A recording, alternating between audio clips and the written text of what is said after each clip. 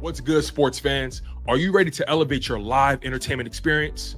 Well, let me introduce you to SeatGeek, an amazing platform that connects you to your favorite events while saving you money. With SeatGeek, you can easily find tickets for sports games, concerts, and so much more, all in one place. The interface is user-friendly, making it simple to browse and compare prices. And one of the best features is the interactive seating chart. You can see exactly where you'll be sitting and how much you'll be spending, ensuring you get the best value for your money. But here's the best part. Check this out. By using my promo code, ChalkItUpSports, you can enjoy a one-time $20 discount on your first SeatGeek order. That's right, $20 off your first SeatGeek order. Imagine catching that thrilling game or concert without breaking the bank. It's a win-win situation. Plus, you'll be a part of a community of fans who eat, sleep, and breathe live events just as much as you do. So what are you waiting for? Click the link in the description to download the SeatGeek app today. And don't forget to use my promo code ChalkItUpSports for a one-time $20 discount on your first SeatGeek order. Get excited. Now let's get back to the show.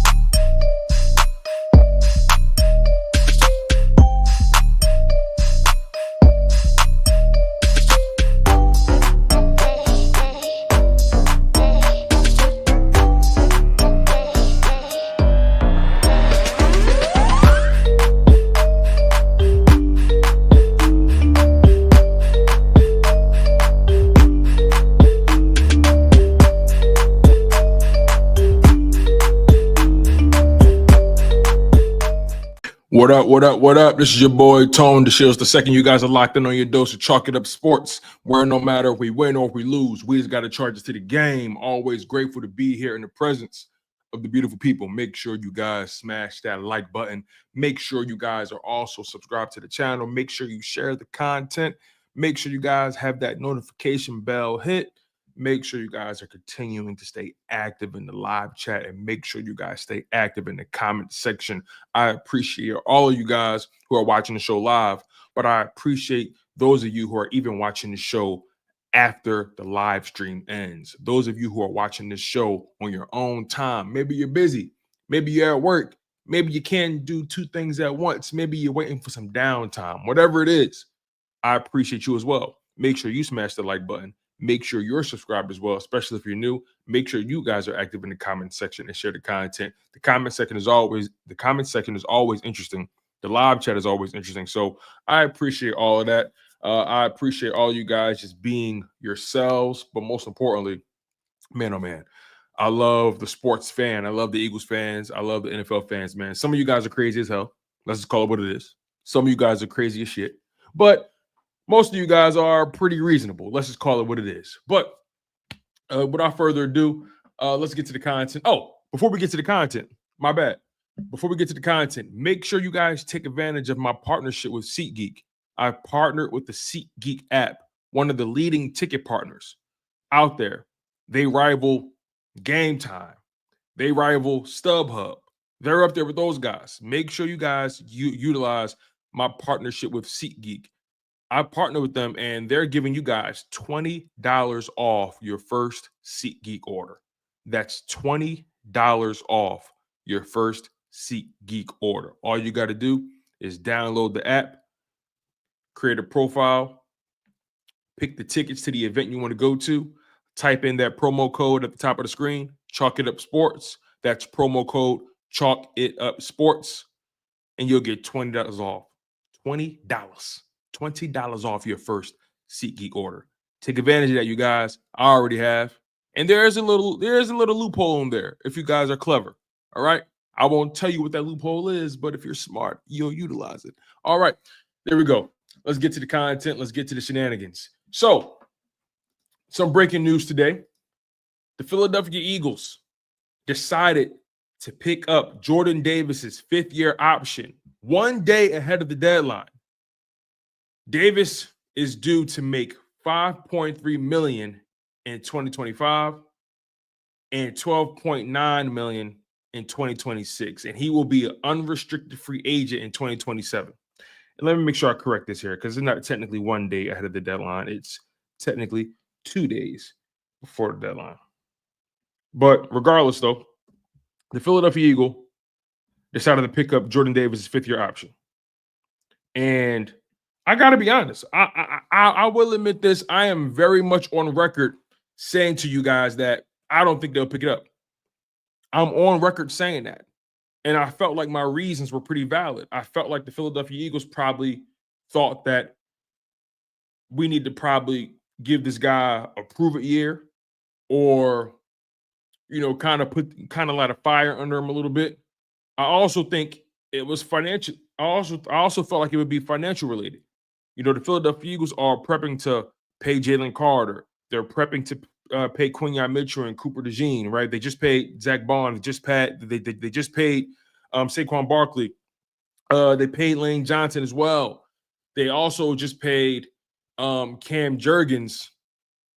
And I think prior to the season, they paid Landon Dickerson. So they gave out a lot of money.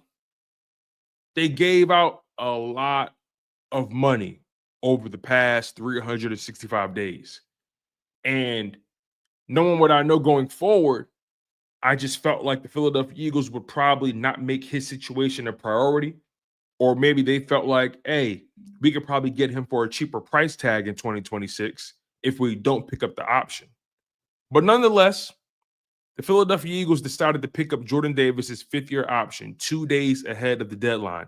Davis is due to make $5.3 million this upcoming season, all fully guaranteed, and $12.9 million in 2026. That's the fifth-year option year, all fully guaranteed. So, listen, the Philadelphia Eagles, one thing we do know, excuse me, one thing we do know, the Philadelphia Eagles prioritize the trenches.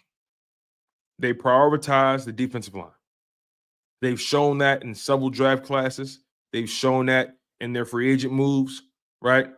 They drafted Ty Robinson from Nebraska, and we're going to talk a little bit more about Ty Robinson later on in the show. They drafted Moro Ojomo, right? Drafted Jalen Carter, drafted Jordan Davis, drafted Tyler Steen on the offensive line. Drafted Cam Jurgens on the offensive line, Landon Dickerson on the offensive line. They drafted 3 offensive linemen in this previous draft class. They drafted Drew Kendall out of Boston College, the interior offensive lineman. They drafted Miles Hinton and Cameron Williams from Michigan and Texas, respectively. Both of those guys are offensive tackles. So they drafted 3 offensive linemen and 1 D tackle and an edge rusher in this 2025 draft class. That's 5 guys that's going to impact your trenches. And if you want to throw Jahai Campbell in that conversation because he has edge capabilities, they drafted 6 guys that can have an immediate impact on the edge, or on the defensive line, rather. So the Philadelphia Eagles take building in the trenches very seriously. That's how the Philadelphia Eagles have been successful all this time. Let's just call that what it is. So when you think about it, was I surprised that they picked up his 5th-year option?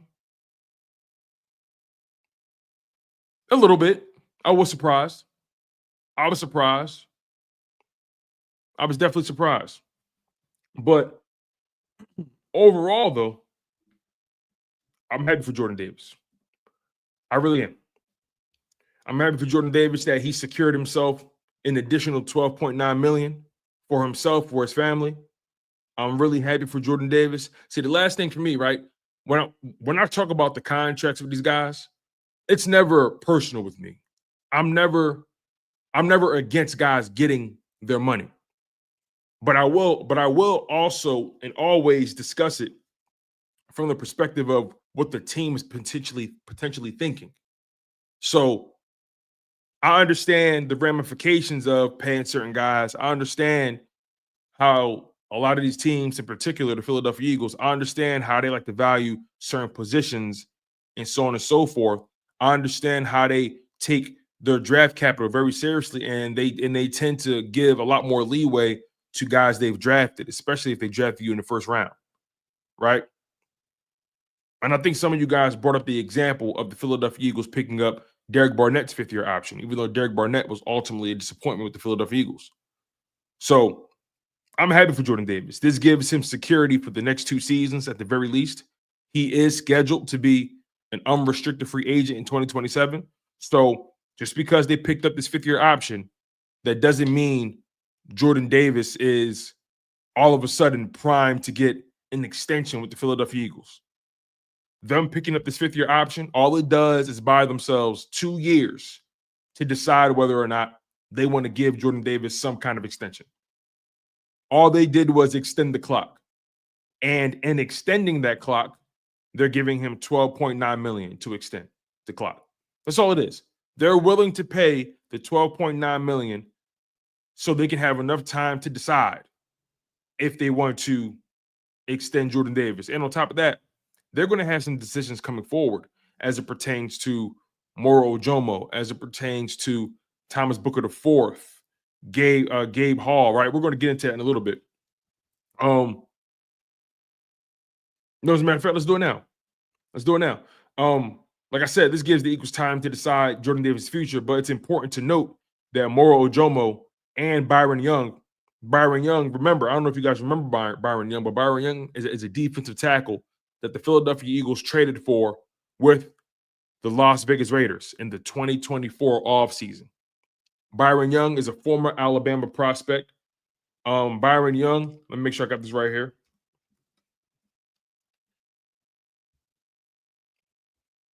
Byron Young here, he's 24 years old. He went to Alabama. He was drafted in the 3rd round of the 2023 NFL draft. He's 6'3", 292. And he spent one season, just one singular season with the Las Vegas Raiders.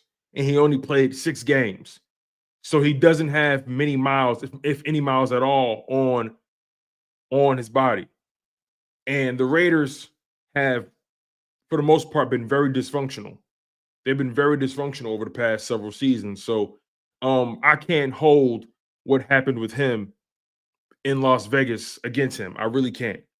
He played 6 games, no starts, but played in 6 games. And the Raiders felt like they were comfortable moving on from him for whatever reason that may be. But the Philadelphia Eagles see promise in the prospect. They feel like he's a guy that they can continue to develop. And if you notice also with Byron Young, he's somebody that they didn't allow to make it to the practice squad. He's somebody that they ultimately said to themselves, we like this guy. We're going to keep him on the roster because we don't want anybody to come pick him up or take him off of the practice squad. But Moro Ojomo, we know what we know about him. Moro Ojomo and Byron Young are both set to be unrestricted free agents in 2027, along with Jordan Davis. So just thinking of the 2027 offseason alone, in 2027, Moro Ojomo, Byron Young, and Jordan Davis are scheduled to be unrestricted free agents. So the Eagles potentially, I'm not saying this is guaranteed, but there is a scenario that exists where the Philadelphia Eagles lose out on 3 defensive tackles in 2027 if they don't get the deals done. So the question now becomes, if the Eagles ultimately end up extending Jordan Davis beyond 2026, remember his contract covers him in 2025 and 2026. If the Eagles ultimately give Jordan Davis an extension beyond 2026, is Ty Robinson, the rookie out of Nebraska, is Ty Robinson due to be the Moro Ojomo replacement? I want you guys to think about that a little bit. Is Ty Robinson, and again, this is if Jordan Davis gets a contract beyond 2026. Is Ty Robinson due to be the Moro Ojomo replacement? Because frankly, it reminds me of the Milton Williams situation. Remember, Milton Williams, I believe, was drafted in, what is that? Milton Williams was drafted in 2021, right? Milton Williams was drafted in 2021. Moro Ojomo was drafted in 2023. So when Milton Williams was entering year 3, Moro Ojomo was coming in as a rookie. That's a 2-year difference. Moro Ojomo is entering year 3. Ty Robinson is coming in as a rookie. That's a 2-year difference. You see the parallels there? There is a scenario where Ty Robinson succeeds Moro Ojomo because of this reason. Not because Moro Ojomo can't play, not because Moro Ojomo is a player the Eagles don't like. But what if Moro Ojomo has a similar career trajectory to Milton Williams? Now, that's not a guarantee. Let's call that what it is. It's not a guarantee. Moro Ojomo would have to have a similar output of production like Milton Williams did over the next couple seasons, right? Milton Williams leveraged his final year in Philly for a very lucrative contract with the New England Patriots. But there is a scenario that exists where Moro Ojomo may not be here beyond his current contract, and Ty Robinson is the player that's meant to succeed him. But there are so many variables that go into that. There are so many variables that go into this picture I'm trying to paint for you guys. Does Jordan Davis ultimately end up getting an extension beyond the 5th-year option in 2026? Does Moro Ojomo take his game, take his production to another level, similar to Milton Williams? And will he be able to leverage that production for a contract similar to what Milton Williams was able to get from the Patriots? Or will Moro Ojomo plateau and make it easy for the Philadelphia Eagles to bring him back? Will Byron Young be here beyond 2027? Is there a scenario where the Eagles say, hey, you know what? We're going to let Byron Young walk. We'll keep Moro Ojomo and Ty Robinson. There's a scenario where Moro Ojomo stays. There's a scenario if Byron Young goes. There's a scenario if Byron Young stays, and a scenario where Moro Ojomo goes. There's also a scenario if both Moro Ojomo and Byron Young go, and the Eagles continue to reload on the D-line. But I think we are seeing a parallel here.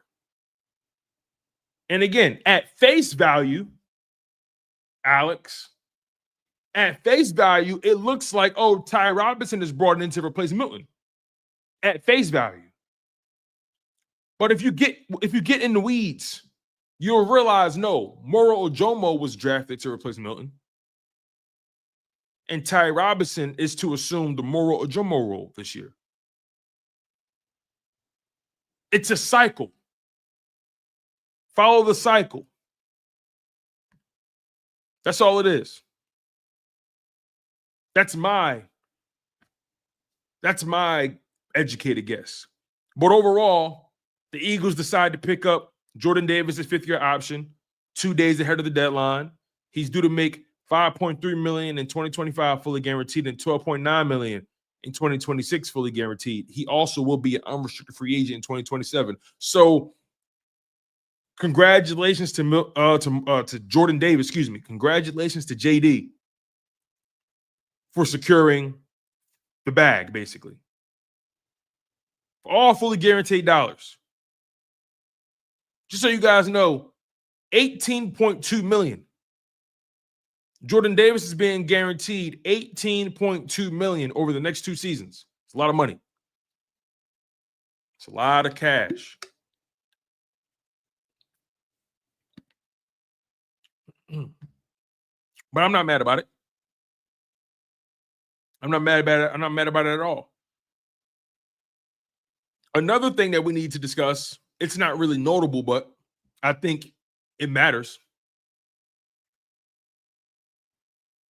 Thomas Booker IV and Gabe Hall.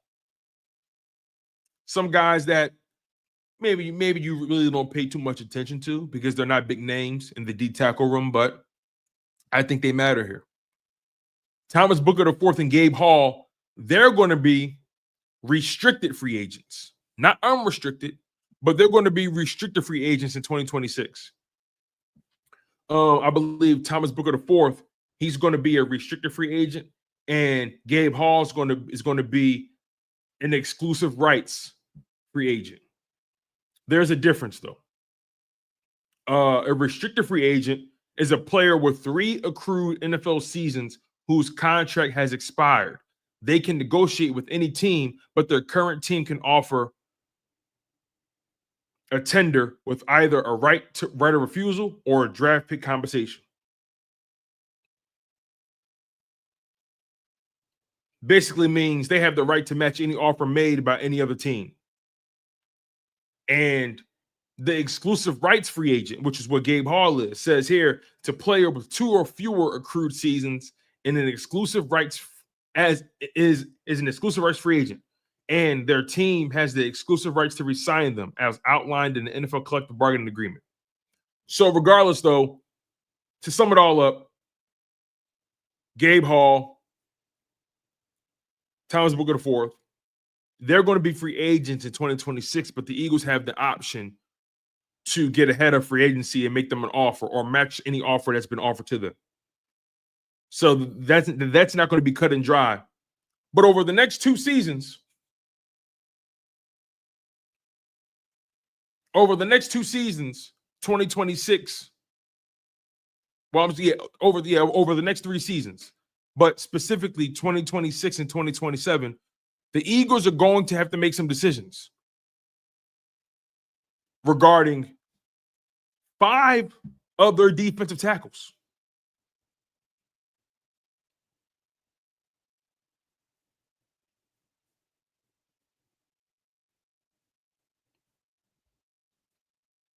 Jordan Davis, Moro Ojomo, and Byron Young are scheduled to be free agents, unrestricted free agents in 2027. And Gabe Hall and Thomas Booker IV are scheduled to be restricted free agents in 2026. And typically after the 4th year of a rookie contract, teams don't normally begin negotiations with that player. So between now and 2027, the Eagles are going to have to make some decisions on that defensive line, in particular the defensive tackle room. They are going to have to make some decisions. Now, I will also add this note. Make sure I got this right here. The Eagles only brought in 1 D tackle. Just 1. Throughout this entire offseason, and they drafted him. They didn't sign one as an undrafted free agent, as far as I'm concerned. They didn't invite one to rookie minicamp.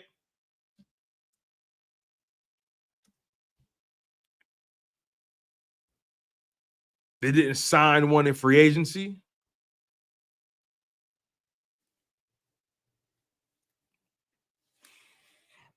But they drafted one. In Ty Robinson. And let me just confirm the Eagles unrestricted undrafted free agents 2025. Let me just see if it's been any updates to that. So far, I'm not seeing any updates. Seems like it's going to be what it's going to be. Yeah, going to be what it's going to be.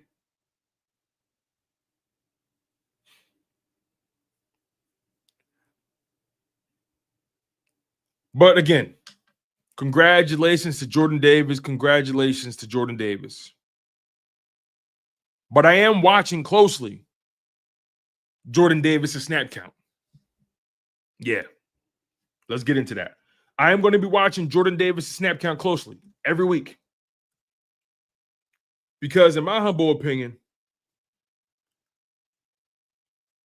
Jordan Davis is going to have to up his caseload. He's going to have to increase those snap counts. He's going to have to be a larger factor than just being a 2-down guy or early down guy or a short yardage guy, goal line. He's going to have to be more than that. He's going to have to prove he's more than just that, in my opinion. That's not me saying I don't understand his value. That's not me saying I don't see what he's worth. I was one of the people early on who defended Jordan Davis and said what he does is very esoteric. What he does, typically, the average football mind can't measure it. His contributions don't show up on the stat sheet. I'm somebody who truly understands Jordan Davis's value, but I'm also someone who truly understands what the Eagles thought they were getting. What they thought they were getting,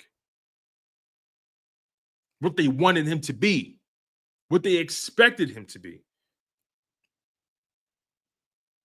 And again, that's not to diminish his value in Vic Fangio's scheme. But what you guys need to understand is that it's not Jordan Davis who's valuable to the scheme. It's the position he plays that's valuable to the scheme. I'll say that again. As much as I like Jordan Davis is not what's valuable to the scheme. It's the position he plays that's valuable to the scheme. And although Jordan Davis has traits that we all like, the size, the athleticism, being a brick wall and run defense, how he takes up space and frees up rush lanes for the linebackers and other guys. He does things that you like. He has value. But when we start getting into contract, when we start talking about contract extensions, I ultimately don't know what he's going to ask for. I ultimately don't know what that's worth. What he does is worth to the Philadelphia Eagles. Because the Eagles may say to themselves, we like the man, we like the player, we like what he does for us, but we could probably draft a guy, pay him less to do exactly the same thing. Unless Jordan Davis finds a way to separate himself from just being average or the status quo. Jordan Davis has to elevate his contributions. And I say again, to those of you who like to twist words, to those of you who like to hear what you want to hear, Jordan Davis has value. What he does is important to the success of the defense. But he hasn't separated himself enough to where as though the Philadelphia Eagles can say, oh, he's irreplaceable. Because the reality is, it's not Jordan Davis who's ultimately important. It's what he does. It's the position he plays, rather. That's the most important thing. But if they can find someone who does what he does and more, if Jordan Davis can prove that he can do what he does and more, then we're talking. But no matter what I say to you guys, it all comes down to one singular thing. Comes down to one singular thing. How does Jordan Davis and his representation value themselves? What are they looking for financially? Because those conversations will come. And although the Philadelphia Eagles did decide to pick up the fifth-year option, they've bought themselves some time to evaluate Jordan Davis. They've bought themselves some time to decide. They have. Hypothetically, if Jordan Davis stays exactly the same and the Eagles want to keep him and they offer him a contract because they see his value, it begs the question, will he take it or not? Will he take it or not? That's what it comes down to. I'm willing to bet the Eagles want Jordan Davis here for the long haul. I'm willing to bet that. I'm actually willing to say that the Eagles love Jordan Davis. They want to keep him here. And they're also willing to pay him. But what if Jordan Davis doesn't like the numbers that are coming across the table? Are you guys factoring that part in? What if Jordan Davis doesn't like what the Eagles are offering? That's a very plausible possibility.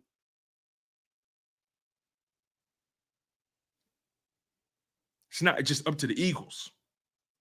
It's up to Jordan Davis as well to be realistic about his situation, to be realistic about his production. And I will give Jordan Davis this. He had a great playoff run. He was very, very dominant in the playoffs. But what's the next step? What's the next step for Jordan Davis? Because I believe he has something. And when you draft Ty Robinson in this building to add more depth, to add to the room,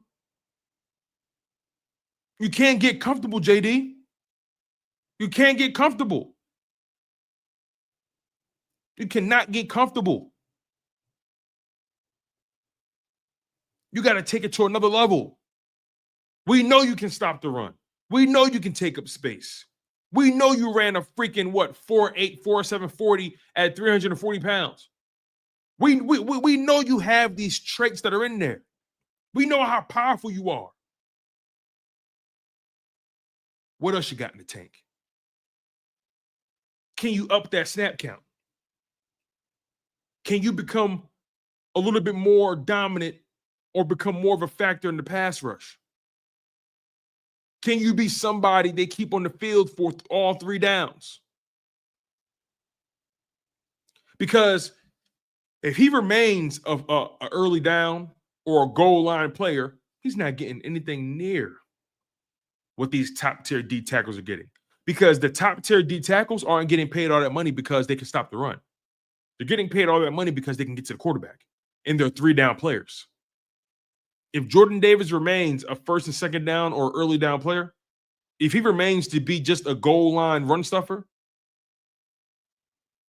the Eagles are going to try to pay him as such.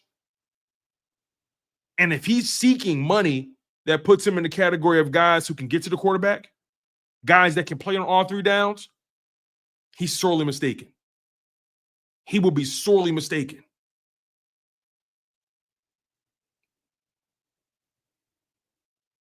So I hope I hope all of you guys understand what I'm saying to you. I hope you guys understand the story I'm weaving here. This is not coming from a place that I don't like Jordan Davis. This is not coming from a place that I don't believe in Jordan Davis. This is not coming from that. This is not coming from that at all. I want Jordan Davis here. I like what he brings to the table. I like his personality. I love how happy he is. That black boy joy. I love that man.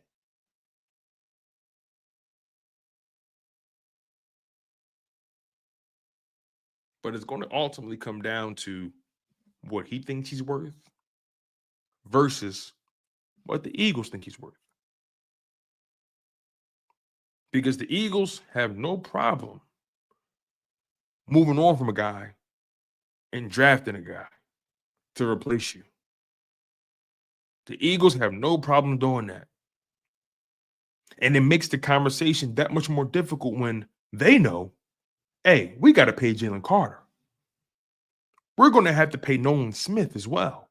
Oh, can't forget Quinyon Mitchell. Can't forget Cooper DeJean. Hey, we got Reed Blankenship coming up. At some point, they'll have to figure out what's Jalen Hunt's future.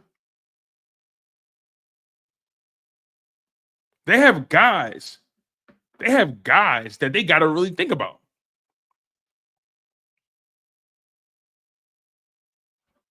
It all remains to be seen. It all remains to be seen. So, that brings me to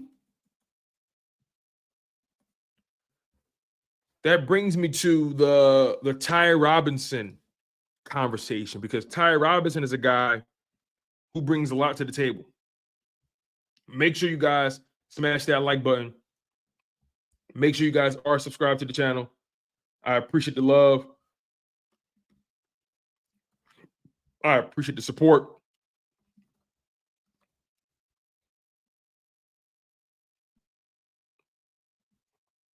All of you guys who are tuned in on your own time, all of you guys that are tuned in after the live stream ends, thank you so much. Make sure you guys get active in that comment section. Make sure you guys also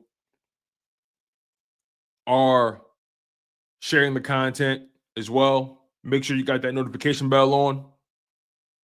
I appreciate the love. I appreciate the support. But lastly, again, congratulations to Jordan Davis securing the fifth-year option. He's due to make $5.3 million in 2025 and $12.9 million in 2026. He's scheduled to be an unrestricted free agent in 2027. He's due to make $18.2 million over the next 2 seasons combined. So, shout out to him. Shout out to him. All right. Let's get to Ty Robinson. Because Ty Robinson is a player that's really, really good. He's a good player, a solid player.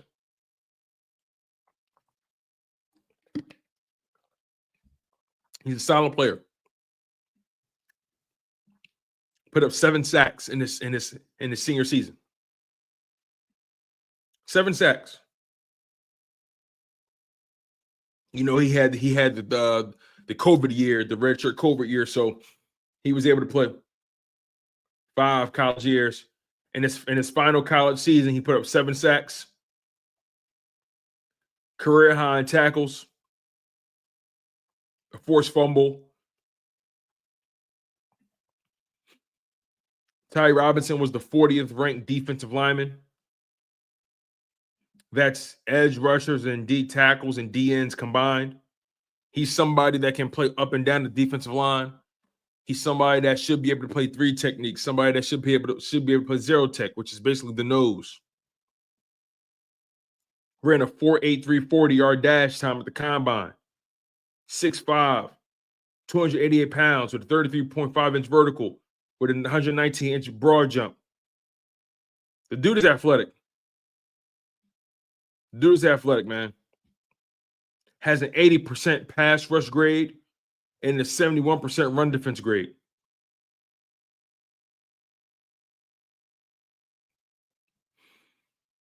Says here, Ty Robinson's path to Nebraska football began in the scorching heat of Gilbert, Arizona, where he emerged as one of the nation's most sought-after defensive line recruits, a consensus 4-star prospect ranked among the top 200 players nationally.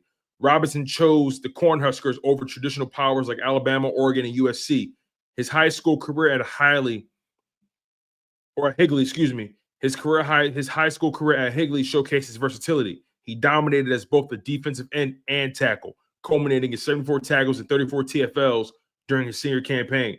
His Nebraska journey started quietly with the 3-game redshirt season in 2019, but Robinson steadily carved out a larger role each year. After starting 7 games during the COVID-shortened 2020 season, he became a fixture on the defensive line, eventually tying the program record with 60 career games played.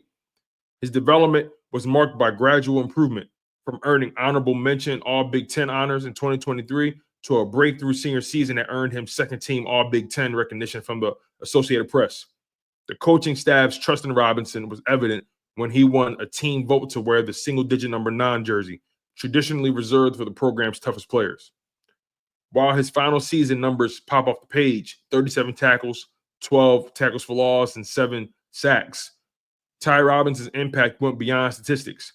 He anchored a defensive front that helped Nebraska post its best rushing defense, holding teams to 92.9 yards per game since joining the Big Ten in 2011.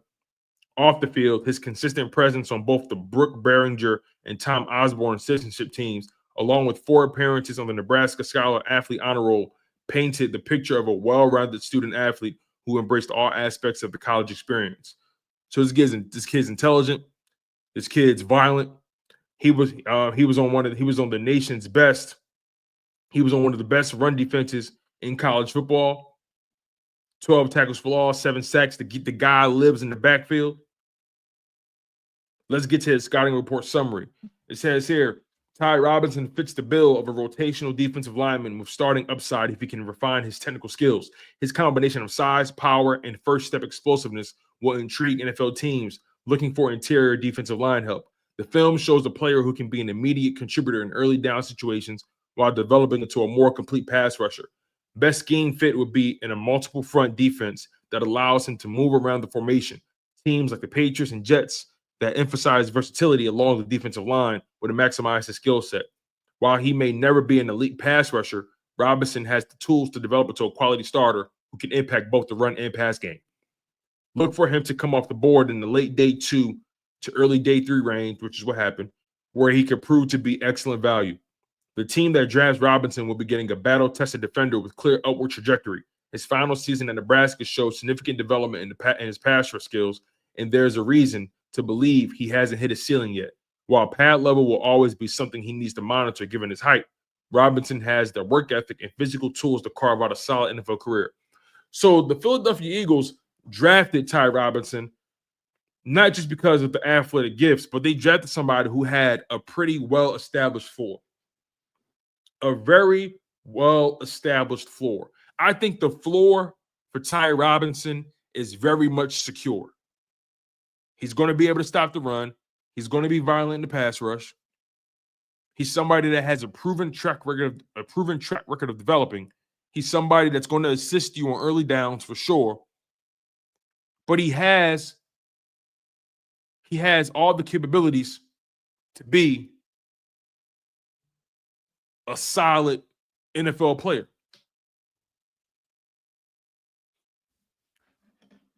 Jay Brown brings up a very interesting question. He says, why are DTs judged by sacks now?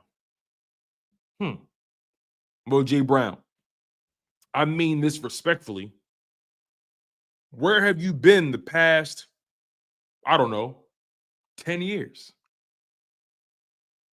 Where have you been the past 10 years?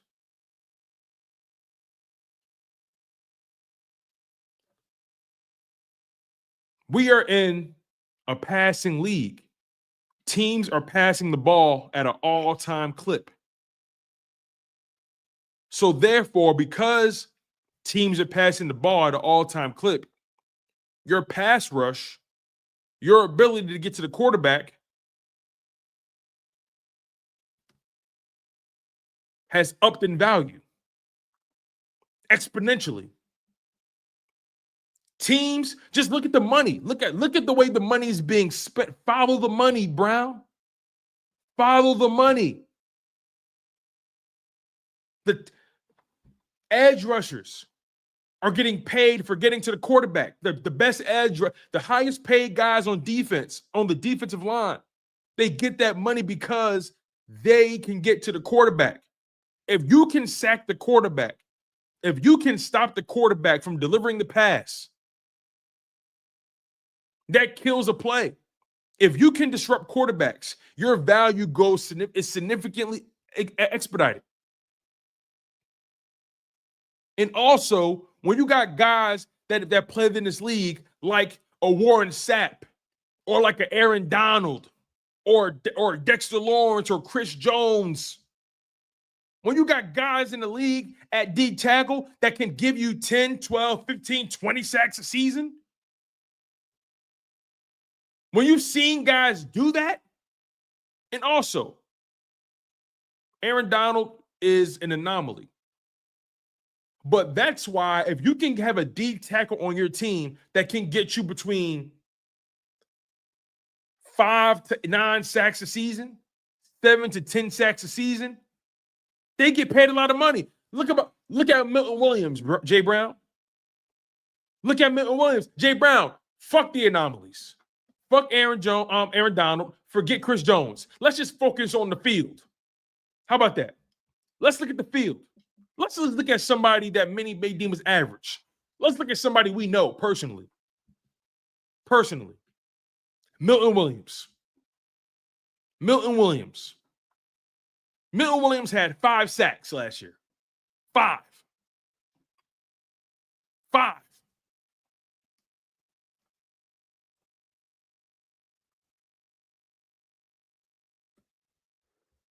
And the Patriots gave him 4 years, $104 million.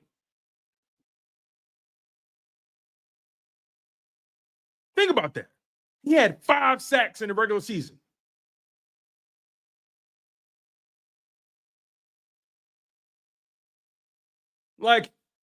And also, if you're able to collapse the interior, that actually makes quarterbacks more uncomfortable.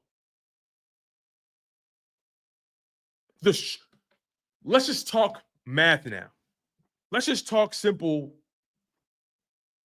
geography. Let me ask you guys this question. The shortest distance between 2 places or 2 objects is what?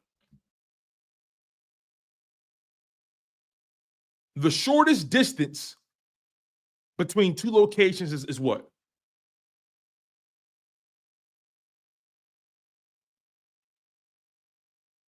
Let me see if you know where I'm going with this.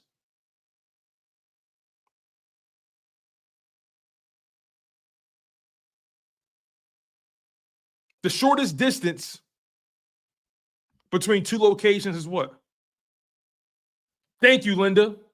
A straight line. A straight line. Thank you. Thank you, YMF Link. A straight line. So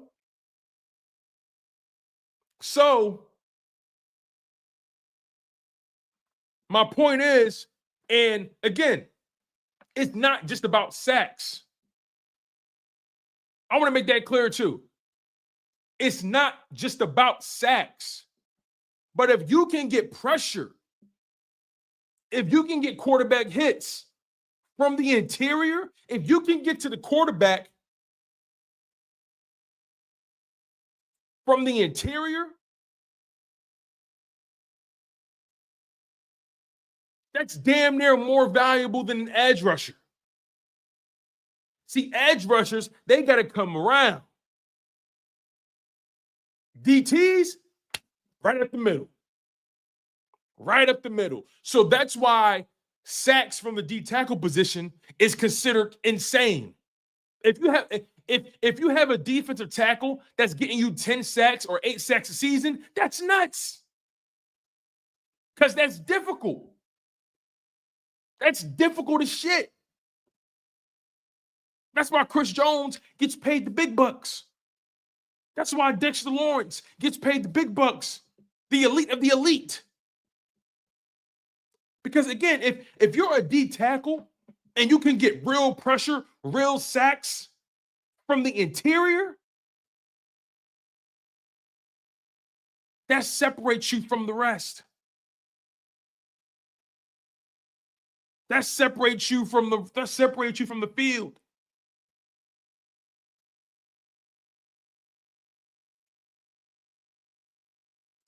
So Milton Williams he had 5 sacks at the D tackle spot, which is really, really good. Really, really good. That's why he got that money. He got 5 sacks from the interior in the regular season. He sacked Patrick Mahomes twice in the Super Bowl. That's hard as shit to do. So that's why sacks have become important for D tackles. That's why pressure and quarterback hits, it's all become important, not just for the D tackle position, but just for the defensive line. These teams have placed pass rushing and finding a unicorn at quarterback at the most high. That's why if you're a quarterback that can't really move in the pocket, the odds of you getting drafted high is slim. If you're a quarterback that doesn't really have too many athletic traits, teams won't draft you high. Teams won't draft you high. All these organizations, they're looking for their Josh Allen. They're looking for their Jalen Hurts. They're looking for their Lamar Jacksons. They're looking for their Patrick Mahomes.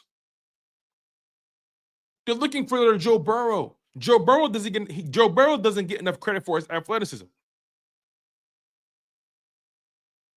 They're looking for guys that can hold up and move around because these DTs, these edge rushers, these DNs, they're getting more athletic. They're getting stronger. They're getting faster. That's why the O-line gets paid the big bucks. That's why the D-line gets paid the big bucks. If you're not a unicorn, listen, today, a quarterback that can't move, but that gets the ball out quick, that's a unicorn. That's a unicorn now. That's a unicorn now. Also, by the way, did you guys notice that in the first round of the draft, you saw teams targeting O linemen crazy, D tackles crazy, edge rushers crazy early in the draft because teams saw that Super Bowl. Teams watched that Super Bowl and they said, no matter what goes on, because sometimes we get too far away from the essence of football. Sometimes we get too far away from the essence of football. But the reality is, the Eagles winning the Super Bowl the way they did reminded everybody, you better invest in the trenches. You better get your D tackles, your edge rushers. You better get your O linemen.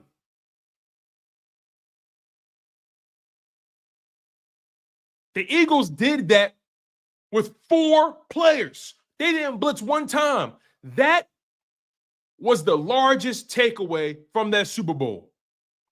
They got pressure. They got pressure with just 4 fucking guys. The rest of the NFL was like, what?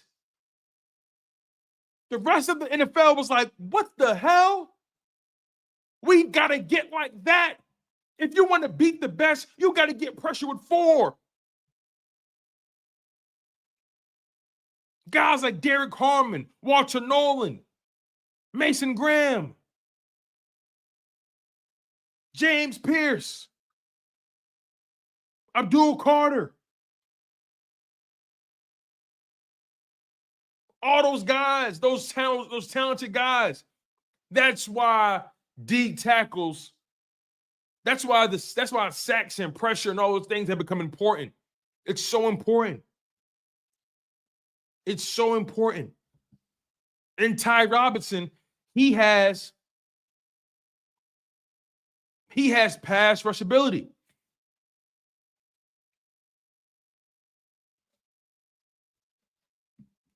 So it's going to be really fascinating to see how Ty Robinson blends in with this defensive line. Ty Robinson had 7 sacks. And need I remind you guys? I want to remind you guys something real quick.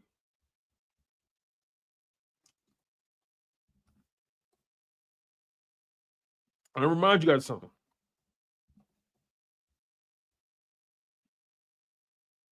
Ty Robinson, he had 7 sacks and 13 TFLs in 13 games played. At the D tackle spot, by the way.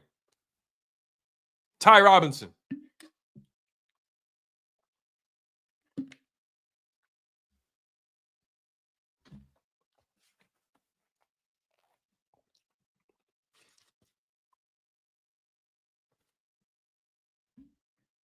Ty Robinson has 7 sacks and 13 TFLs. in 13 games played.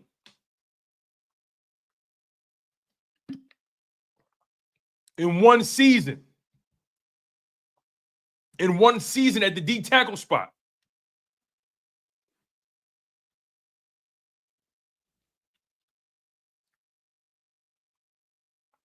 Not an edge, as a D tackle. That's very impressive. That's very impressive, Kibo. That's very impressive. And you got him in the 4th round. Just saying, man. Production is production. Now, nobody's saying he's going to come in here and be the second coming of Jalen Carter. Nobody's saying that. Nobody's saying that. Nobody's saying he's God all of a sudden. Nobody's saying that. No one's trying to gas him. But I'm acknowledging the production from the position.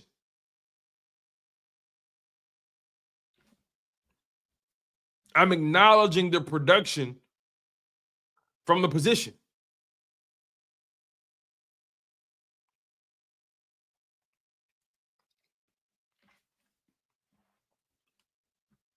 All I know is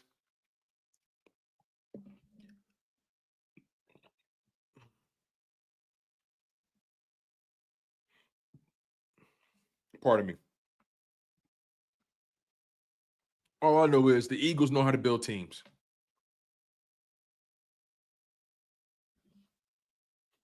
They know how to build teams.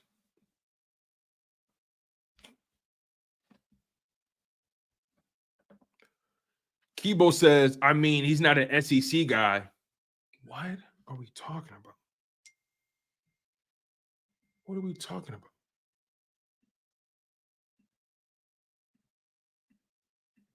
As much as I love SEC players, SEC is not the pinnacle of being successful. They're like the SEC doesn't mean you're going to have. It doesn't mean you're guaranteed a phenomenal career. That doesn't mean that. I love SEC players. That doesn't mean you're going to have a phenomenal NFL career. Doesn't mean that. Quinyon Mitchell went to Toledo. Cooper DeJean went to Iowa.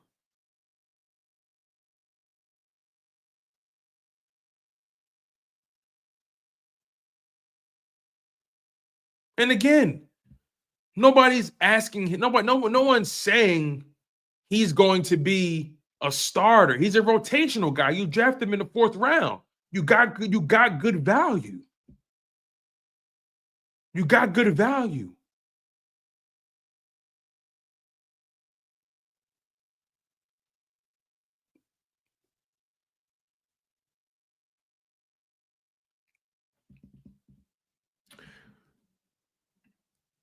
Let's oh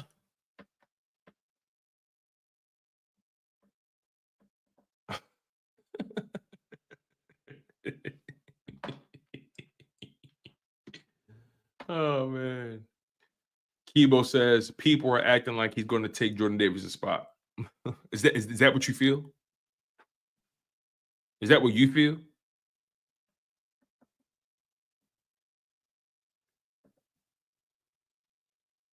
Well, I'll say this to your point, Kibo.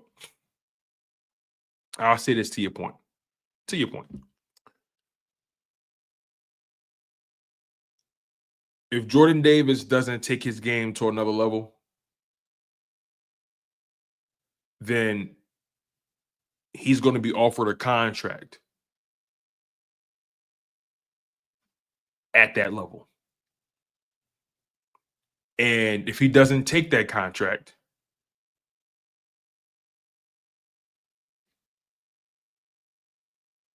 then maybe Ty Robinson does take his spot or is given the spot. Let me not say take, given. Because Jordan Davis, he is a unique prospect. Jordan Davis is like 6'6", 330. You know what I mean? I think Jordan Davis is 6'6", 330 and had the same 40-yard dash time as had the same 40-yard dash time as Ty Robinson, right? Let me check that out.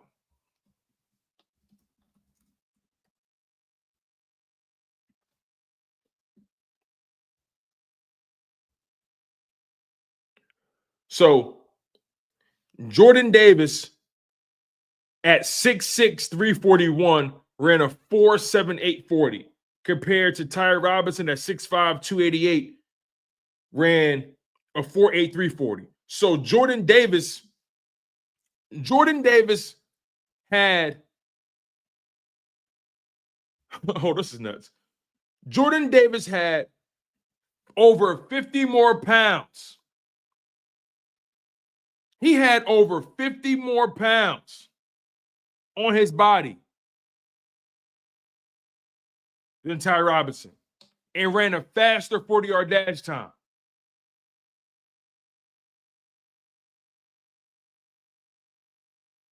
That's nuts when you think about it. That's insane.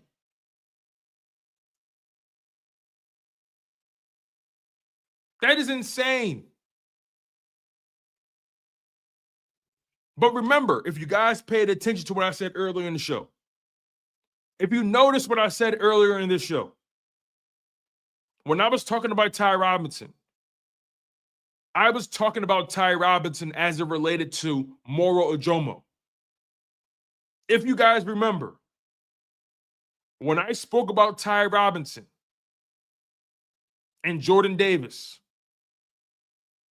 and all those guys, I spoke about Ty Robinson in context as it pertains to Moro Ojomo and how Moro Ojomo is going to take over from Milton, and how if Moro Ojomo moves on, then Ty Robinson will take over for Moro Ojomo. I don't know if you guys remember that. I wasn't comparing Ty Robinson to Jordan Davis. I don't know if you guys remember that. I said there's a parallel between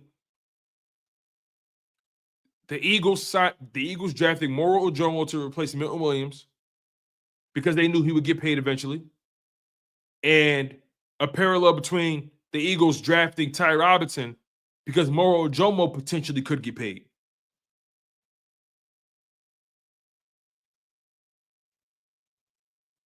Jordan Davis is a unique physical specimen, very unique, 6'6", 331. Very unique. Very unique.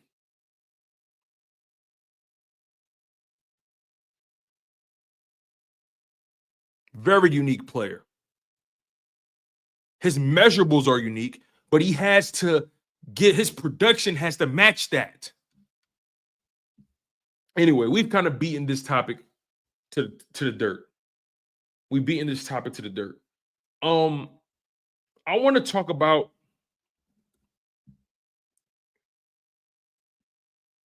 to you guys about, give me 1 second here.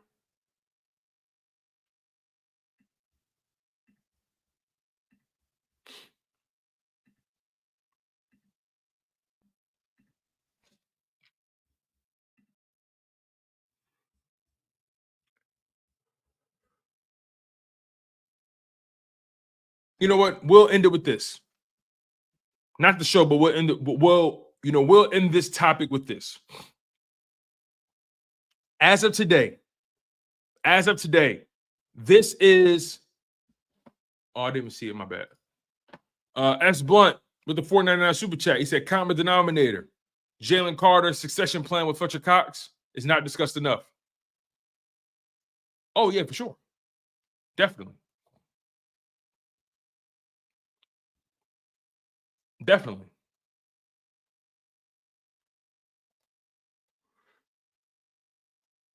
I firmly believe originally,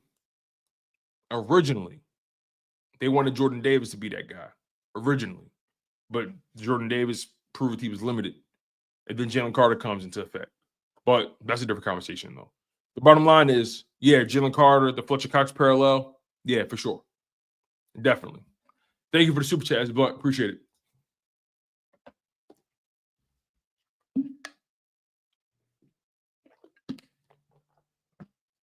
But Here's your defensive tackle room. Here's your D tackle room. Jalen Carter, Jordan Davis, Moro Ojomo, Ty Robinson, Thomas Booker IV, Byron Young, Gabe Hall. You got 7 D tackles on this roster, in my opinion, that are very good collectively. Very good collectively. And if you ask me, the pieces fit. And I'll take it a step further. This entire defense, this entire defensive line will be built around Jalen Carter over the next 10 seasons. Over the next 10 seasons. Every decision the Eagles make on defense, and that D-line in particular, will be focused around Jalen Carter. Every decision they make will be indicative of how they can maximize Jalen Carter. He is the golden goose on this defense. Every single roster decision, every single personnel move will be made based off of what's best for Jalen Carter and the overall cap. Simple. Not Jordan Davis, no matter how much you love him. Not Moro Ojomo, not Ty Robinson. As far as I'm concerned, everybody on this defensive line is replaceable except for Jalen Carter.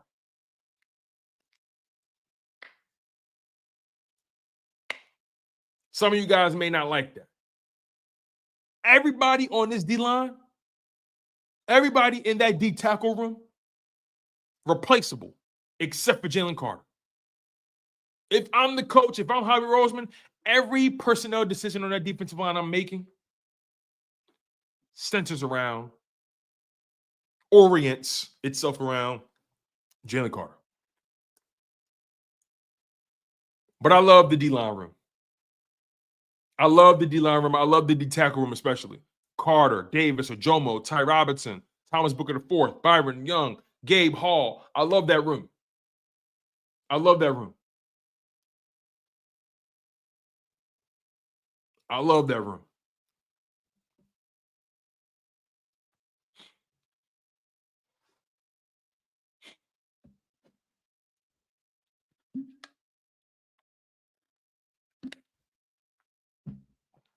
All right. Let's move to another topic here. Make sure you guys smash that like button.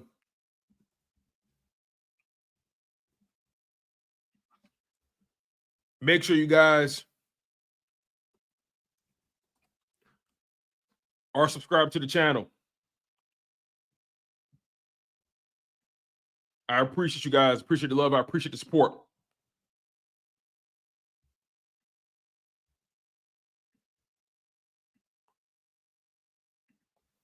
So I was looking at the cornerback room, right? I was looking at the Eagles' overall cornerback situation.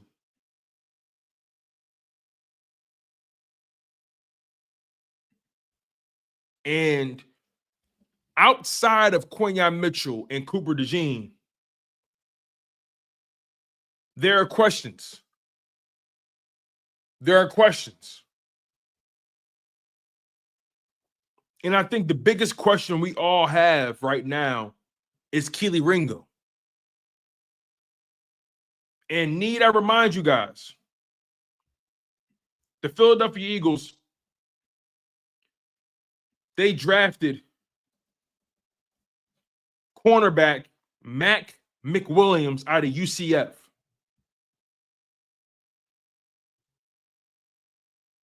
Now, granted, Mac McWilliams is 5'10", 191 pounds, compared to Kelee Ringo's 6'2", 207 pounds.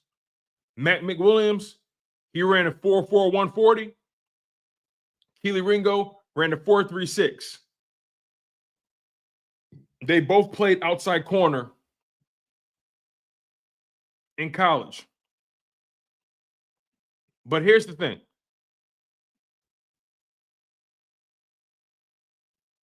Keely Ringo, by far, is the better athlete. By far, Keely Ringo is the better athlete. That goes without saying. But I would be remiss if I didn't acknowledge some of you guys' concerns about the CB2 spot. Some of you guys have genuine concerns. I can't pretend like that's not valid, because ultimately the Eagles lost Darius Slay. They lost Isaiah Rodgers. Keely Ringo, he's the next man up. They also brought in Adoree Jackson, the veteran, to push him. They drafted Matt McWilliams, the corner. Now, because of Matt McWilliams' height, is he positioned to be a backup nickel? I'm looking at the depth chart, and they have him behind Cooper DeJean as the backup nickel. That could be where he is. But I'm also looking on this roster: Keely Ringo, Adoree Jackson, BJ Mays. BJ Mays is somebody they brought in via the undrafted free agent pool. BJ Mays is somebody that went to Texas A&M.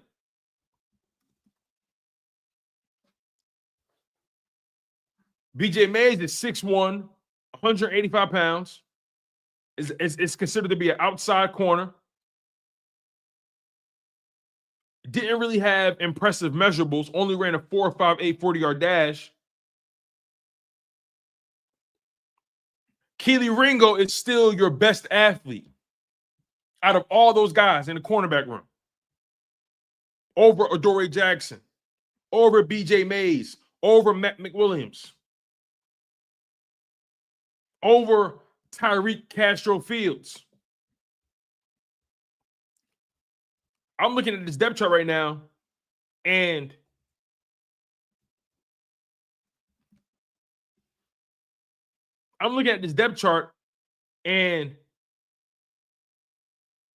the Philadelphia Eagles have literally given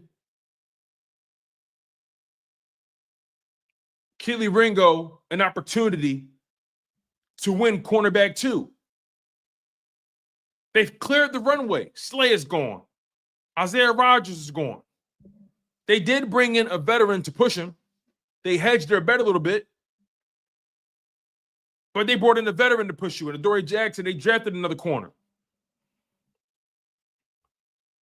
They also got another corner they brought in Brandon Johnson. They got another corner they invited to rookie minicamp, Isaiah Green out of Campbell University. I'm not saying Isaiah Green is here to really make noise. I'm not saying BJ Mays or Brandon Johnson can really make noise. Keely Ringo has the equity. He's been with the team. He has more experience than those guys. Matt McWilliams, he has more experience than him. I think this position battle comes down between Keely Ringo and Adoree Jackson. And I think they're going to give Keely Ringo every opportunity to win that spot. Based off of their roster decisions, they're showing you, they've told you, hey, Keely, it's your time. Matt McWilliams being here, they drafted him, yeah, but Matt McWilliams is probably a backup for Cooper DeJean. Cooper DeJean belongs in the slot. He's a nickel corner. Cooper DeJean, what makes him valuable, all the unique traits we love about Cooper DeJean, we would be hamstringing Cooper DeJean if we put him on the outside. And that's not me saying because he can't play the outside. It's because everything else that's in his toolkit becomes obsolete if you put him on the outside. I'm not maximizing who Cooper DeJean is if I put him on the outside. But if I leave Cooper DeJean in the slot, the nickel, where he's able to roam, where he's able to get physical with tight ends and running backs, where he's able to play closer to the line of scrimmage if need be, where he's able to move in motion with these athletic slot receivers and tight ends, where he's able to keep up with running back pass concepts and route concepts. All those unique plays that we saw Cooper DeJean make in 2024, all those plays, the pick six in the Super Bowl, picking Derrick Henry up off his ass, tackling Jamar Chase in the backfield. All those unique plays that we saw Cooper DeJean make, they don't happen if he's playing on the outside. We don't utilize the full toolkit if we put him on the outside. So that's why I want Cooper DeJean to stay in the slot. I've addressed this many times already. But Kelee Ringo, I like Kelee. And I noticed that some of you guys, not all, some, if it don't apply, let it fly. But I noticed some of you guys lost hope in Kelee Ringo. Green Wingman with the super chat. Thank you, Greeny. I appreciate it. He says, do you feel the Eagles have hurt themselves by not bringing better talent to compete against Ringo for the CB2 spot?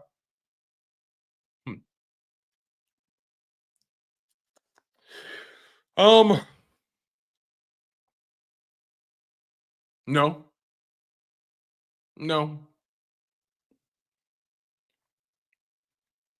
I don't think so. I think they look at it as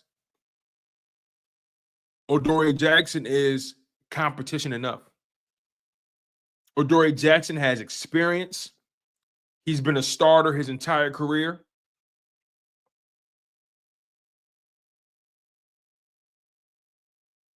I think the Eagles look at, and also they trust Vic Fangio's scheme, his concepts as well. They trust Vic Fangio's scheme to be able to put all those guys in prime position. So, no, I don't think they hurt themselves. I don't think so. I think they really like Ringo. They believe that he can do the job, but they want to make sure that he's being pushed. Let's just say that. I think they believe he can do the job. I think they believe that. But they just want to make sure they push him a little bit. And I think Adoree Jackson is the right amount of pressure. The right amount of pressure. And by the way, you guys, it's only April 30th. Who knows what the Eagles may add defensively between now and training camp or between now and the regular season? Who knows what they do? Who knows what they do? There's still many months until the season opener. Lance Elliott, you're right on. Talent acquisition doesn't stop. It doesn't stop. Just because the draft is over doesn't mean more competition won't come in. Best believe that. And also, Kelee Ringo is going up against A.J. Brown and Devontae Smith every day. He's going to get better. That athletic profile, those traits, 6'2", 207, ran a 4.3, 640-yard dash with a 1.54 10-yard split, the wingspan and the arm length. This may be Ringo's time. Hey, listen, you guys. Nakobe Dean didn't take off until year 3. Ringo is entering year 3.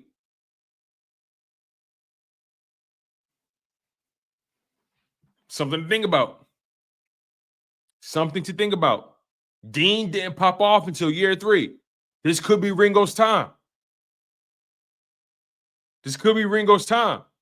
They brought in Devin White to compete with Nakobe Dean, remember?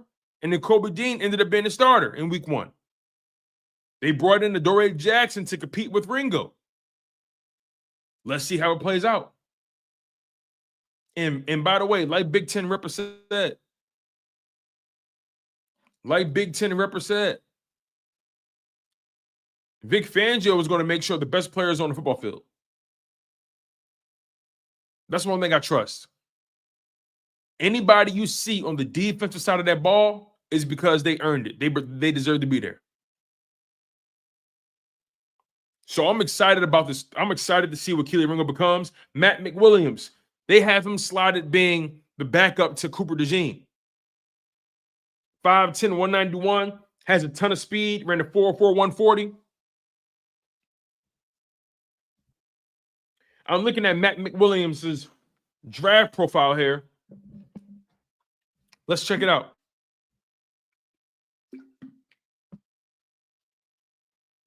It says, when it comes to Mac McWilliams, the McWilliams football legacy runs deep in Pensacola, where Mac emerged as a defensive playmaker at Pine Forest High School alongside his older brother Adarius. His senior campaign was a testament to his nose for the football, notching 8 interceptions with 5 pick sixes while moonlighting as an electric return specialist.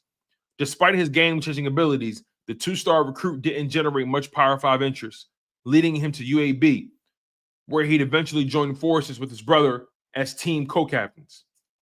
After getting his feet wet in 4 games during the COVID-shortened 2020 season, McWilliams earned Conference USA All-Freshman honors in 2021, starting 6 games and showing early flashes of disruptive potential.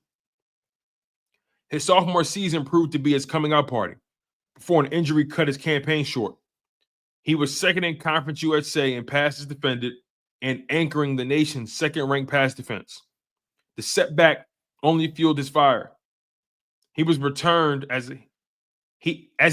setback only fueled his fire as he returned to captain the defense in 2023, starting all 12 games while adding special teams value as the primary punt returner.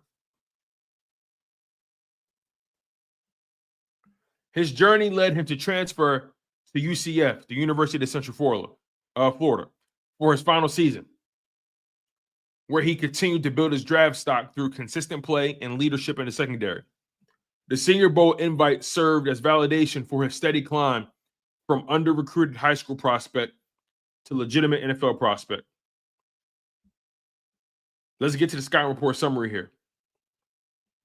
It says here, Matt McWilliams fits best as a slot corner in a zone-heavy scheme, where his processing speed and quick-trigger athleticism can shine. His combination of football IQ and short area explosiveness allows him to excel in underneath zones while providing a reliable run support.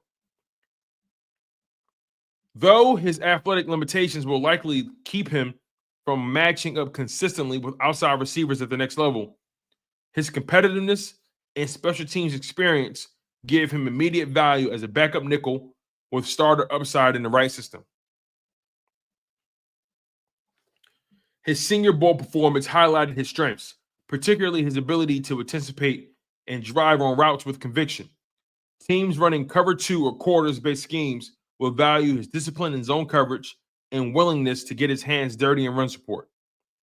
While his ceiling may be capped by his physical limitations, McWilliams has the tools to carve out a role as a reliable nickel defender who won't back down from a challenge. Look for McWilliams to come off the board on day 3, where his competitive toughness and scheme-specific skill set will appeal to teams needing corner depth and special teams contributors.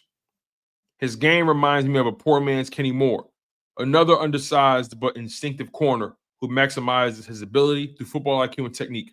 So, Matt McWilliams is somebody who's technically sound, fast as hell, somebody you can use on special teams, maybe as a returner, but ultimately they see him as somebody who adds depth to a cornerback room and potentially a starter in the right system. But be on the lookout to see Matt McWilliams being used in some dime concepts, right? The one thing I like about him, though, he is willing. He's a willing tackler. He's not afraid to get his hands dirty, but his physical limitations can be something that deters you a little bit. But 5'10", 191, that's not really that impressive, but he's clearly a backup nickel. He's somebody that you may see, depending on if he earns the trust of Vic Fangio, you may see that he becomes somebody you see in those dime concepts. You may see him in those situations. All right? So that basically means, I want to say what, dime is 6 DBs on the field? Let me make sure I got that right. 4 linemen, a linebacker. Yeah. Yeah, dime is when you got 6 DBs on the field. You may see him in a situation like that. In clear and obvious pass situations. You may see him in 3rd and long or 4th and long on the football field, playing dime.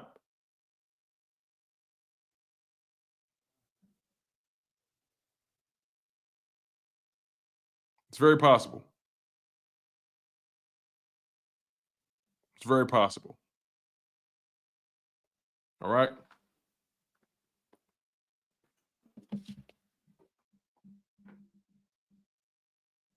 Okay. My bad. You guys had to look through my window. It was a delivery driver. Anyway, so yeah, Matt McWilliams, we'll see what he becomes. We'll ultimately see what Matt McWilliams becomes. All right, let's see what else I got for you guys before we go. See if I got anything else I'm going to talk about here. All right. Okay, final topic. Final topic, you guys. Make sure you smash that like button. Make sure you guys are subscribed to the channel. Final topic. So far, we've covered Jordan Davis's 5th-year option being picked up and what that means for his future. We've also discussed Ty Robinson and his draft profile and what his presence means for guys like Moro Ojomo and Jordan Davis as well. You know, we've talked contract. We've talked defensive tackle depth. You know, we got into cornerback depth, right? With Matt McWilliams coming to the room. You know, in that cornerback room, you obviously got Quinyon Mitchell and Cooper DeJean, but you now have Matt McWilliams. You still got Eli Ricks. You got Adoree Jackson, right? You got Perry Nickerson, AJ Woods, Tyreek Castro Fields, BJ Mays, Maxon Hook. I'm sorry, not Maxon Hook, BJ Mays and Brandon Johnson. So that cornerback room is deep. There's a lot of players on there. We talked about the position battle between Keely Ringo and Adoree Jackson. That's something to watch. And we ultimately got into Matt McWilliams' draft profile.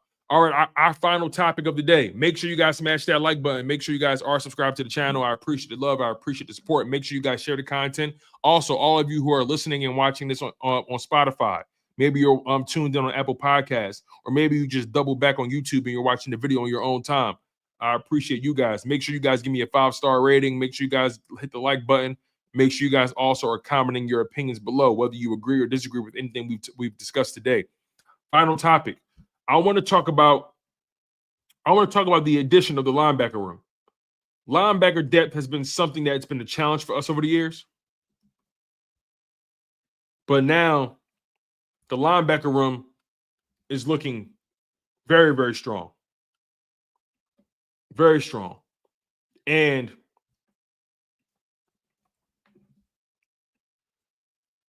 you know, you obviously have Zack Baun. You have Zack Baun, somebody who signed a 3-year, $51 million deal with $34 million guaranteed. Zack Baun is an all-pro defender, first-team all-pro, a defensive player of the year finalist, a Super Bowl champion, was arguably one of the best players on the Super Bowl defense, the #1 defense in football. He shores up your linebacker room, but you also had Nakobe Dean, who was coming off of a career year. Unfortunately, that career year was cut short in the playoffs in the wild card round where he tore his patella tendon, and now he's going to be starting the season on the PUP list. And we may not see Nakobe Dean until about maybe week 6, week 7, depending on where he is in his recovery and rehab. So Nakobe Dean, despite his potent and effective year 3 and how effective and dominant he was throughout the season and how strong of a playoff game he had prior to that injury. He's somebody that strongly contributed to the number one defense, but he's hurt now. And the Philadelphia Eagles have to start to consider what life will be like without him. And I'm not just talking about what life will look like without him on the roster. I'm talking about what life will look like with just him not being active, right? Because I think the Philadelphia Eagles, they like Nakobe Dean. I think they love Nakobe Dean, actually. Howie Roseman and this coaching staff, they've done everything possible to make sure Nakobe Dean had a fair shot at being a starter. And he did just that. He earned it. But unfortunately, he got hurt in the playoffs, despite having an amazing season. Now, the Eagles add to that linebacker room. They add to it. Remember, they drafted Jeremiah Trotter Jr. last year, right? But they added linebacker Jahad Campbell in the first round. And they also added Georgia linebacker Smile Mondon out of Georgia. So Jahad Campbell out of Alabama, Smile Mondon out of Georgia. Both of those guys are SEC guys. Two of the best programs in the nation when it comes to college football. So they didn't just bring any slouches in here. And you got Jeremiah Trotter Jr. another year in. So that room is stacked right now. And Nakobe Dean is going to have to really battle back. Nakobe Dean isn't just going to have to battle injury or the recovery, but he's also going to have to battle competition at his position. Because I think Jahad Campbell, with everything he brings to the table, not just as a box linebacker, but his ability in coverage, run defense, his sideline to sideline range, his ability to rush the quarterback. One may argue Jahad has higher upside. On top of that, Jahad Campbell's size, 6'3", 235. You look at Smile Mondon, 6'2", 224, compared to Nakobe Dean's 5'11", 221? 231, excuse me. Compared to Nakobe Dean's 5'11", 231. You know? And Nakobe Dean has also shown, that he can get to the quarterback, he can rush, he can get to the backfield, he can split between the A-gaps. He's shown he can do that. But 5'11", 231, battled injuries throughout his career, had an amazing 2024 campaign, was cut short in the playoffs with a torn patella injury. So now the injuries come back. Eagles say, you know what? We got to hedge our bet, man. We're drafting Jahad Campbell at linebacker, 6'3", 235. We're in a 4.5, 240-yard dash. He ran the same 40-yard dash as Nakobe Dean with 14 more pounds on him, being a taller and overall heavier prospect. Jahad Campbell ran the same 40-yard dash and just has better measurables. And he's younger, 21 years old. Nakobe Dean is 24 right now. You bring in Smile Mondon, who's 22, ran a 4.5, 840. It's not a 4.52, but it's 4.58. And he had a 1.52 10-yard split. Jahad Campbell had a 1.53 10-yard split.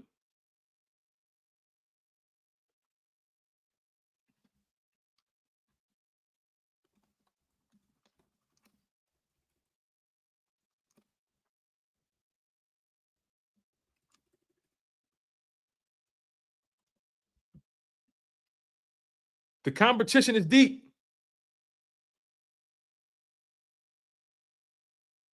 It's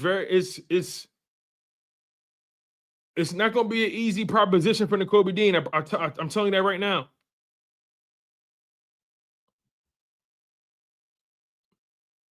And I just think that,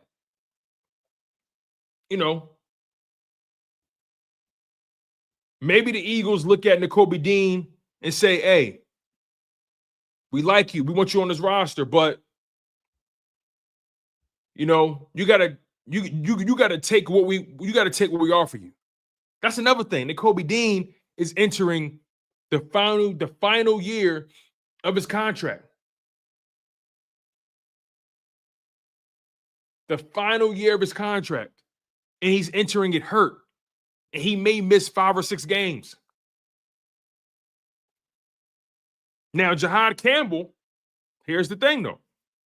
There's a chance Jahad Campbell, because he got surgery in the offseason on that labrum, on that shoulder, there's a chance Jahad Campbell may start the season on the PUP list. There's a chance for all of that. So there's a strong chance your starting linebackers come week 1 could be Zack Baun and Jeremiah Trotter Jr. Just because Nakobe Dean and Jahad Campbell are currently rehabbing. Smile Mondon, let's get to his draft profile because we know a lot about Jahad Campbell already. But let's get to Smile Mondon, somebody who's an underrated player, underrated prospect. 6'2", 224, went to Georgia, was the 9th ranked linebacker in his draft class. Ran a 4.58 40-yard dash. He's considered to be a multi-role linebacker. 22 years old, was invited to the Senior Bowl. Had a 1.52 10-yard split. 79-inch arms with a 130-inch broad jump. Or a 79-inch wingspan, 32-inch arms. Has an 89% tackling grade, a 75% pass rush grade, a 75% run defense grade, and a 71% coverage grade. Was a 5-star athlete coming out of high school, according to ESPN and 24/7 Sports, and a 4-star according to Rivals.com. Smile Mondon, it says here, as far as the scouting report summary, Mondon is a walking definition of a better athlete than football player at this stage. Despite possessing rare explosiveness and sideline-to-sideline speed that jumps off the screen, his tape reveals a defender who hasn't fully harnessed those tools into consistent playmaking. His coverage ability remains surprisingly pedestrian despite world-class movement skills, suggesting his processing speed and route recognition lag behind his physical capabilities. There's a clear disconnect between what his body can do and what his mind is telling it to do, particularly when diagnosing complex route combinations or reading backfield action. The right landing spot would be a defense with established leadership and simplified gap responsibilities that allow him to play fast while learning the nuances of the position. His athletic traits scream top 5 selection, but the inconsistent tape and medical concerns push him closer to the 4th-round neighborhood. So, Zack Baun is somebody who's experienced. Jeremiah Trotter's been in the league for a year, playing with those guys as well. Nakobe Dean is experienced, right? Vic Fangio brings a ton of knowledge. So he's in a good situation to harness that, to be able to marry that athletic skill with the football nuances, the football IQ. It says teams like Cincinnati, Minnesota, and the New York Jets make sense as landing spots where veteran defenders could mentor him while he measured in years. While it says here, teams like Cincinnati, Minnesota, and the New York Jets make sense as landing spots where veteran defenders can mentor him while he contributes in sub packages and on special teams. The development runway must be measured in years rather than weeks, allowing his mental processing to catch up to his remarkable physical gifts. What makes Mondon so intriguing is the untapped potential still simmering beneath the surface. When he operates purely on instinct, like shooting a clean gap on a blitz or pursuing a screen to the flat, you witness flashes of what could become an impact defender if the mental game ever clicks. Every NFL team employs coaches who believe they can be the ones to unlock that potential, turning elite traits into elite production. Those who trust their development program, like the Eagles, will bet on Mondon's ceiling rather than his floor, knowing the payoff could be substantial if they can bridge the gap between his athletic testing and his actual play. The ultimate question isn't whether Mondon has the physical tools to thrive at the next level. It's whether he can refine those tools into consistent, instinctive linebacker play against increasingly complex NFL offenses. So here's the thing, right? Excellent talent, excellent measurables, excellent gifts, but the football IQ needs to elevate. He's somebody that's going to play a lot of special teams. He adds depth to the linebacker room, and he's going to be very effective on special teams. With all that speed, all that power, all that athleticism, Smile Mondan is prime for special teams, man. He's the perfect special teams player for the Eagles. But this linebacker depth is interesting. The linebacker depth is in a good place right now. Zack Baun, Kobe Dean, Jeremiah Trotter Jr., Jahad Campbell, Smile Mondan. They also brought in this kid, Lance Dixon, out of Toledo. Lance Dixon played with Quinyon Mitchell, I believe, along with Maxon Hook. So the Eagles tapped into that Toledo talent pool once again. We also got this guy named Dallas Gant on the roster. And, you know, Ben Van Sumeren, he operates as a fullback and a linebacker on his roster. But, again, overall, those top guys, though, Baun, Dean, Trotter Jr., Campbell, and Smile Mondan, those are the guys we're looking at, really. And Smile Mondan is definitely going to be somebody who contributes on special teams, along with Jeremiah Trotter Jr. And I think Jahad Campbell, when him and the Kobe Dean get healthy, that's going to be something to watch, man. And it's going to be really exciting to see. And Zack Baun is going to lead that charge. But that's our show today, you guys. I appreciate the love. I appreciate the support. You guys have been truly committed to the cause, and it really means a lot to me. Make sure you guys smash that like button. Make sure you guys are subscribed to the channel. Make sure you guys share the content. And make sure all of you guys who are watching this show after the fact, make sure you guys comment below as well. On top of that, make sure you take advantage of the content that's available on Apple Podcasts and also available on Spotify as well. And make sure you guys take advantage of my SeatGeek offer. I've partnered with SeatGeek, and they're offering you guys $20 off your first SeatGeek order. That's $20 off your first SeatGeek order. It's baseball season, it's concert season, it's festival season, whatever live event you want to go to, use SeatGeek. Download the app, use the promo code Chalk It Up Sports when you get to your cart, and you'll get $20 off your total of your first SeatGeek order. And it's straight like that, you guys. I've been your humble host, Tone DeShields II, and you guys have been locked in on Chalk It Up Sports, where no matter if we win or if we lose, we just got to charge it to the game.